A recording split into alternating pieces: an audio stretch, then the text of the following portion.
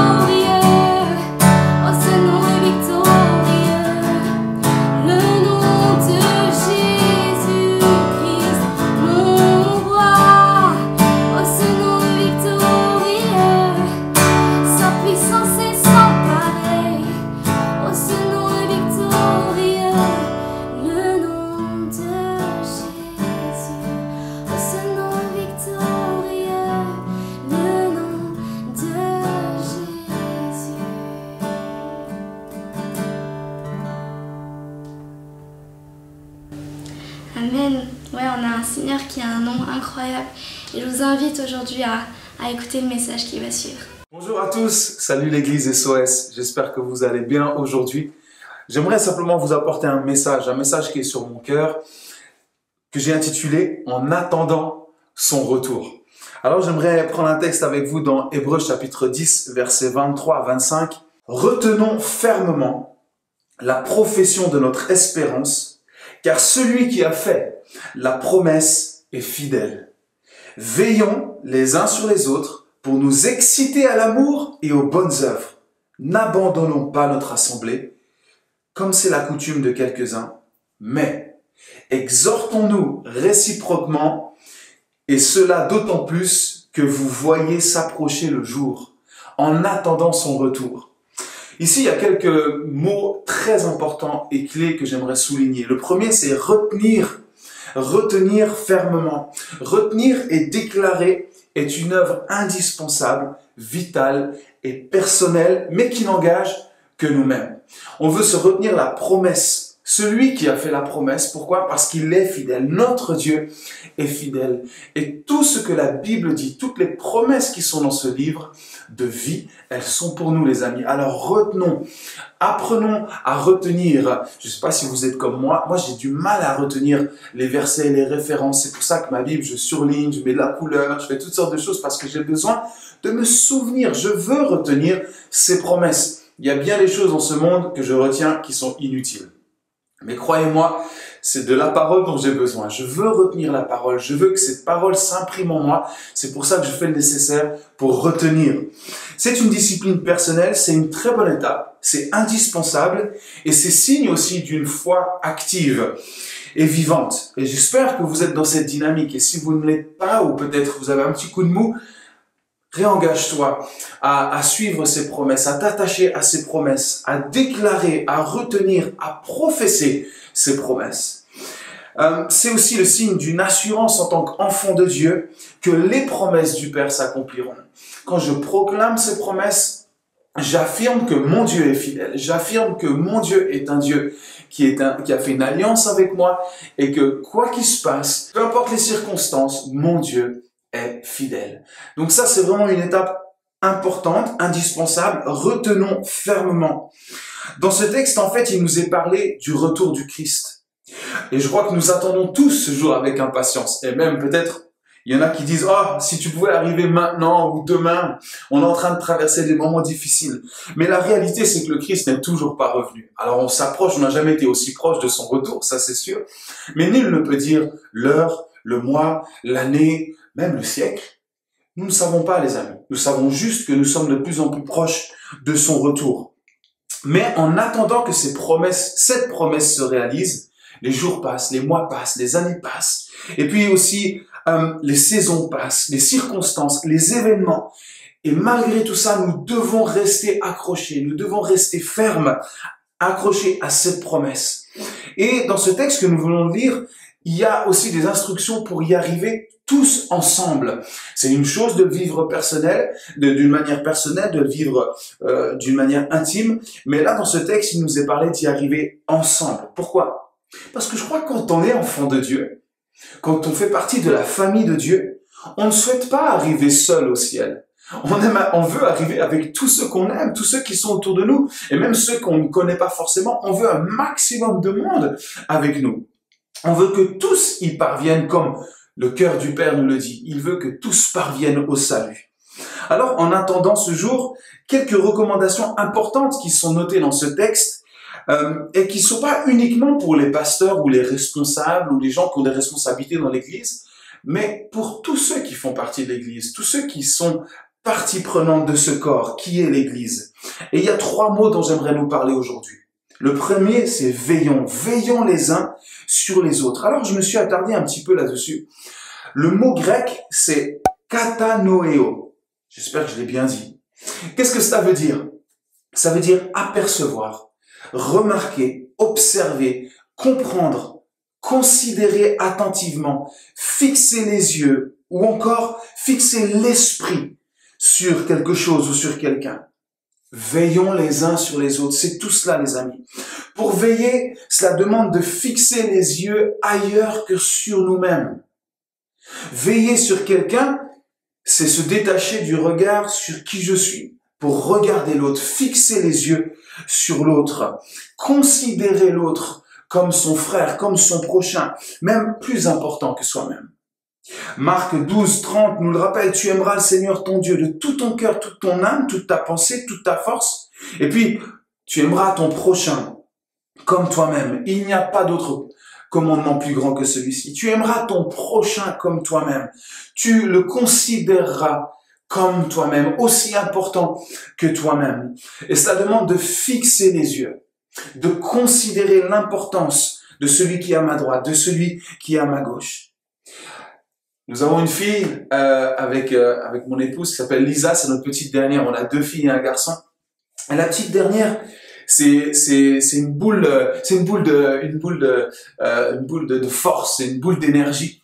Et c'est vrai que quand on part en balade ou même par exemple quand on a eu l'occasion de se baigner par exemple, je ne peux pas faire autrement que de fixer mes yeux sur elle. Il faut que je veille sur elle, mais pas que je veille d'une manière passive. Je sais que mes yeux ont besoin de toujours fixer Lisa. Parce que Lisa, c'est l'énergie à l'état pur. Elle est là à un moment, puis la seconde d'après, elle peut être à un autre endroit. Et en quelques secondes, tout peut basculer. Et on le sait, le danger, notamment par exemple si on parle de l'eau, on sait que l'eau c'est quelque chose d'extraordinaire, on peut passer des super moments, mais ça peut représenter aussi un danger. Et avec elle, je sais que mes yeux, il faut tout le temps qu'ils soient sur elle. Pourquoi? Parce que je veille sur elle. Pourquoi? Parce que je suis son père, et parce que je l'aime, parce que c'est ce que j'ai de plus précieux, parce que si je la perdais, je m'en voudrais toute ma vie, parce que faute d'inattention. Est-ce que nous avons le même regard les uns sur les autres? Est-ce que nous veillons de la même manière les uns sur les autres? Je me pose la question moi-même, les amis. Est-ce que la même manière que je veille sur mon enfant charnel, biologique, est-ce que je veille sur mes amis, sur mes frères et sœurs de ma communauté, par exemple? Commençons par là. Par cette famille que nous formons, est-ce que je veille, est-ce que j'ai le même regard? C'est là que je me rends compte que j'ai besoin encore de l'amour du Père. J'ai besoin que le Père me donne le même regard, le même amour que lui a pour chacun d'entre vous, qu'il puisse me le donner afin que nous puissions veiller de cette même manière. Il nous faut veiller les uns sur les autres. Fixons les yeux. Alors, c'est pas un œil, comment on appelle ça, vous savez, de voyeurisme. On n'est pas là pour regarder épier la vie des uns des autres. C'est pas du tout ça. On est là pour prendre soin. On veille, on regarde ce qui se passe. On prend connaissance des situations, pas pour inspecter la vie des gens, mais pour pouvoir apporter une main, un regard, un soutien, quelque chose qui va pouvoir leur permettre d'avancer dans leur marche avec Dieu et continuer. Alors ça, c'est la première chose. Veillons. Katanoeo. Veillons, fixons les yeux. Remarquez, comprendre, considérer attentivement. Soyons attentifs. Ne manquons pas d'attention les uns envers les autres. C'est extrêmement important. Et on voit en fait dans ce texte aussi qui nous est dit que le fait de veiller a un pouvoir extrêmement puissant. Vous l'avez remarqué peut-être, ça crée, écoutez bien, une excitation à aimer davantage et ça pousse aux bonnes œuvres. Le fait de veiller les uns sur les autres, ça crée une excitation à aimer davantage. Oh, j'aimerais que l'église SOS, nous puissions nous exciter les uns les autres, à nous aimer encore davantage. Vous savez pourquoi? Parce que la parole nous dit que c'est à l'amour que nous nous portons les uns envers les autres que le monde verra que nous sommes ses disciples et que Christ est Seigneur. Alors, excitons-nous de la bonne manière. Excitons-nous dans l'amour. Excitons-nous pour les bonnes choses et les bonnes œuvres. Et nous voulons être poussés aux bonnes œuvres par l'amour que nous nous portons les uns envers les autres. Ça c'est extraordinaire. Soyons créatifs de la manière dont nous pouvons nous atteindre les uns les autres. Aujourd'hui, soit un texto, un mail, une carte postale, je sais pas, soyez créatifs pour atteindre l'autre, considérer l'autre. Ça, c'est le rôle aussi de la créativité. C'est d'atteindre son prochain. C'est d'atteindre l'autre. Ok, donc soyons une église excitée dans l'amour divin, et que cela ne se repose pas juste sur quelques personnes. On se dit, oh, cette personne, elle aime vraiment, ça c'est sûr. Oh, cette personne, on le sait, oh, elle a un cœur immense. Non, Nous sommes tous appelés à veiller les uns sur les autres. Nous sommes tous appelés à considérer les uns les autres. Ok? Ça, c'est le premier mot. Le deuxième mot qui est là, c'est n'abandonnons pas. Pas facile à dire ça, hein? Mais en tout cas, il ne faut pas abandonner. Et le mot grec, il est encore moins facile à dire, c'est ekataleipo. Ok? Qu'est-ce que ça veut dire? Ça veut dire laisser sans aide, totalement abandonné, absolument seul, laissé derrière soi. C'est pas rien ça. N'abandonnons pas les amis. Ne laissons personne sans aide, totalement abandonné, absolument seul.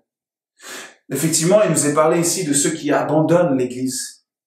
On entend actuellement beaucoup de choses dans la situation dans laquelle nous sommes aujourd'hui. Effectivement, on a des statistiques, des chiffres qui nous disent qu'il y en a qui quittent les églises, on a des pourcentages, ceux qui ne sont pas revenus à l'église, on a plus à cause de ces périodes de confinement, on a perdu contact avec certaines personnes, certains aussi ont même fait le choix maintenant de plus, en fait, faire partie réellement du corps en restant chez eux. Ils ont pris ce parti maintenant de vivre plutôt l'église sur un canapé et puis en choisissant leur louange ou le prédicateur qu'ils veulent.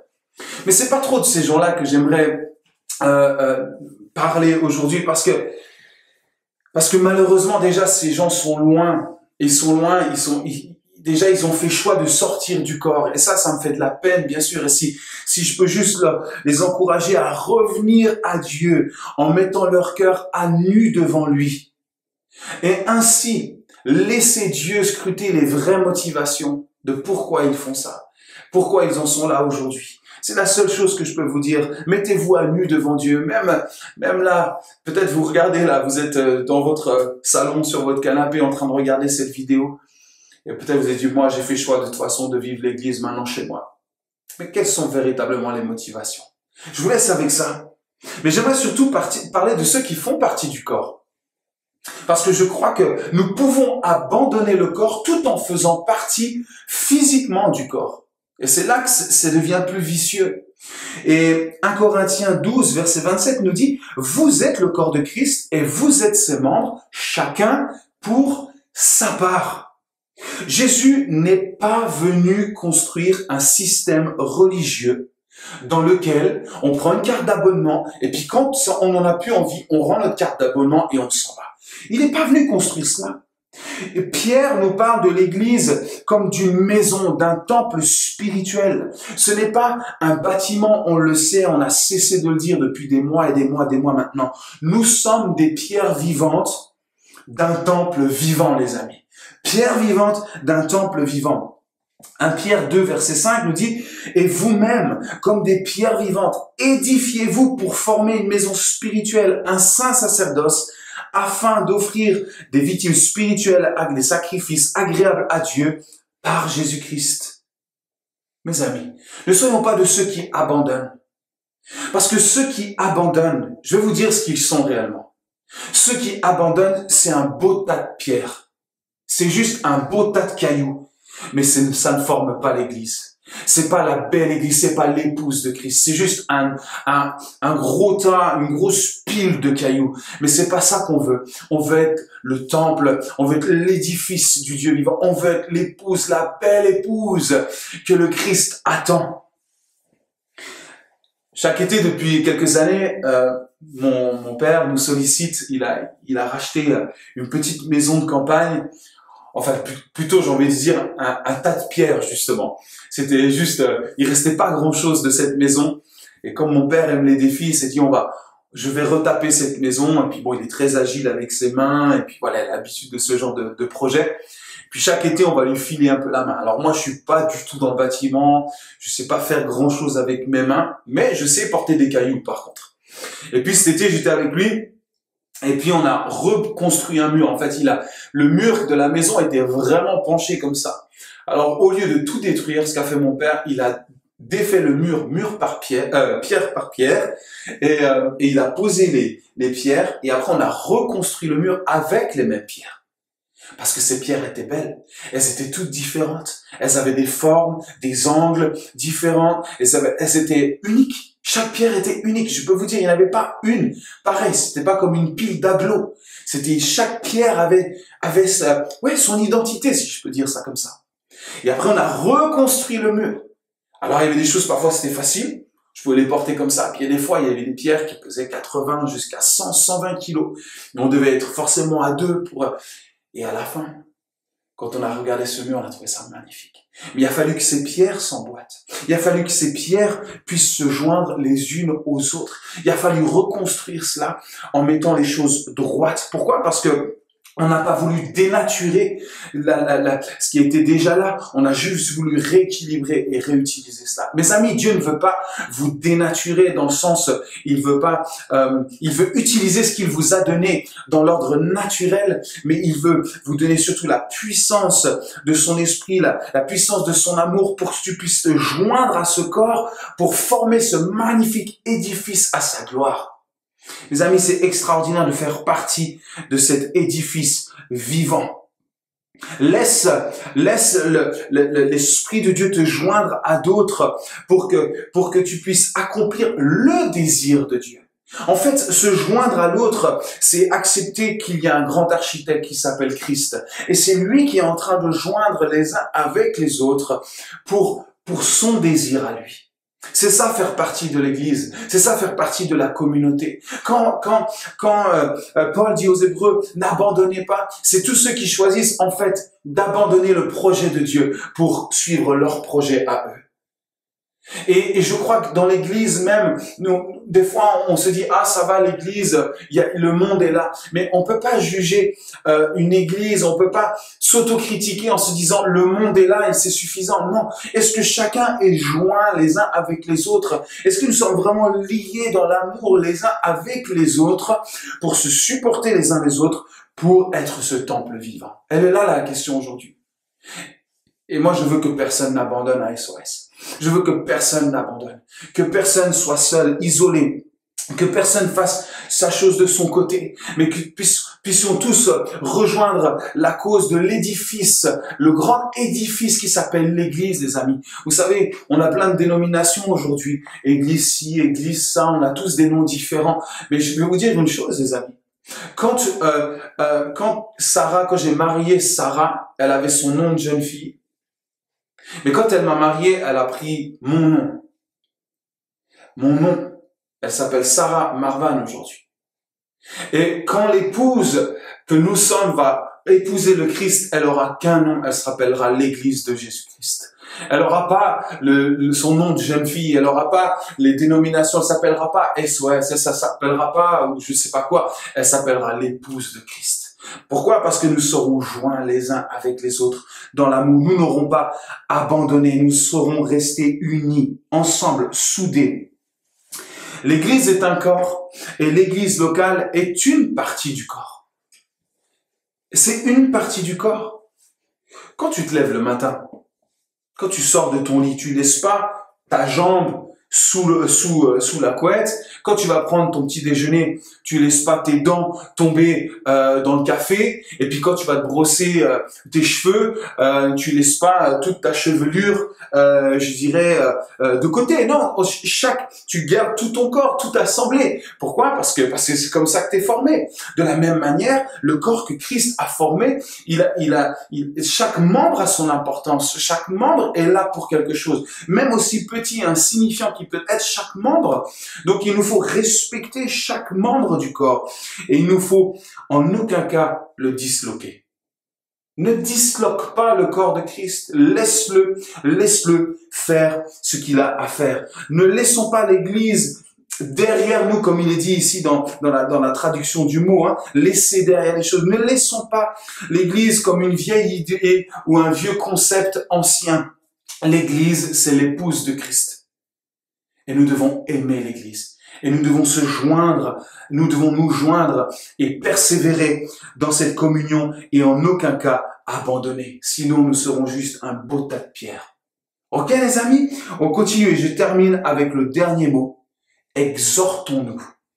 C'est le mot grec parkaleo, qui veut dire appeler à, convoquer, s'adresser, Parler à ce qui peut être fait par la voie de l'exhortation, l'insistance, la consolation, l'instruction.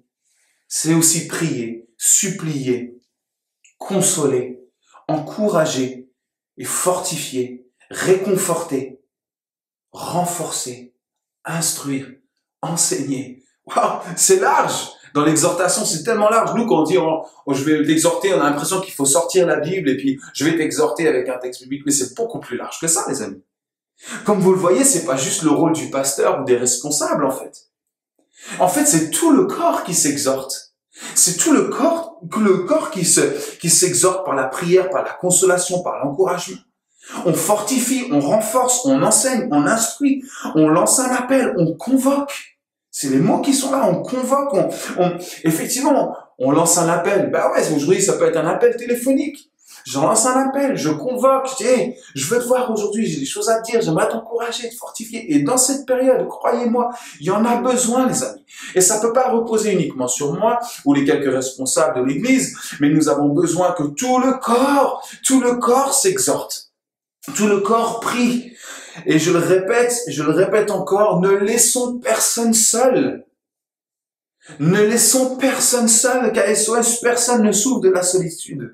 Si chacun se saisit de ce mandat, les amis, l'Église non seulement va rester solide dans cette situation, mais plus que ça, on le sait, elle va se développer. Elle va se développer, elle va se renforcer, elle va s'édifier, elle va s'exhorter, donc elle va grandir. Nous avons tous besoin des autres. Tous. C'est une réalité. Si tu ne penses pas ça, si tu penses que tu n'as pas besoin des autres, tu es déjà dans l'erreur, tu es déjà isolé. Tu es déjà dans l'isolement, tu t'es déjà enfermé. Et j'aimerais te dire, sors vite de là. Sors vite de là, c'est un mensonge. Tu as besoin, j'ai besoin des autres. J'ai besoin de vous, vous avez besoin de moi. On a tous besoin du corps. C'est comme ça que nous avons été constitués.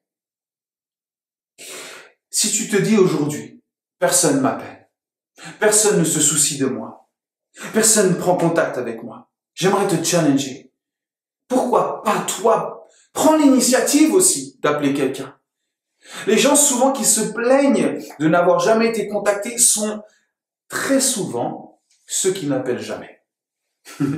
Donc prends l'initiative. Prends l'initiative. Prends les devants. Engage-toi à appeler quelqu'un, à prendre contact. Sors du statut de victime pour vivre le changement. Sors de ce statut, mais commence à exhorter, rentre dans les rangs, commence à faire partie de ce corps, à aimer, supporter, encourager. Et je termine avec un dernier verset. Colossiens 3:12. Ainsi donc, comme des élus de Dieu, saints et bien-aimés, revêtez-vous de sentiments de compassion, de bonté, d'humilité, de douceur, de patience. Supportez-vous les uns les autres. Et si l'un a un sujet de se plaindre de l'autre, pardonnez-vous réciproquement. De même que Christ vous a pardonné, pardonnez-vous aussi. Mais par-dessus toutes ces choses, revêtez-vous de l'amour qui est le lien de perfection. C'est le lien de perfection. Et que la paix de Christ, à laquelle vous avez été appelés pour former un seul corps, un seul, les amis, que ce lien règne dans vos cœurs, que la paix règne dans vos cœurs. Et c'est ma prière, que la paix règne dans ton cœur aujourd'hui. Soyez reconnaissants que la parole de Christ demeure en vous dans toute sa richesse. Instruisez-vous et exhortez-vous les uns les autres en toute sagesse par des psaumes, des hymnes, des cantiques spirituels, chantant à Dieu dans votre cœur en vertu de la grâce. Écoutez bien, c'est mon dernier mot. Et quoi que vous fassiez, en parole ou en œuvre, faites tout au nom du Seigneur Jésus, en rendant par lui des actions de grâce à Dieu le Père. Quoi que vous fassiez, en parole ou en œuvre, faites tout au nom du Seigneur Jésus, pour la gloire de Christ, pour la gloire de son corps, pour la gloire de son Église. Amen. Soyez bénis les amis. Soyons donc, je le répète pour terminer, veillons, n'abandonnons pas et exhortons-nous. Soyez richement bénis.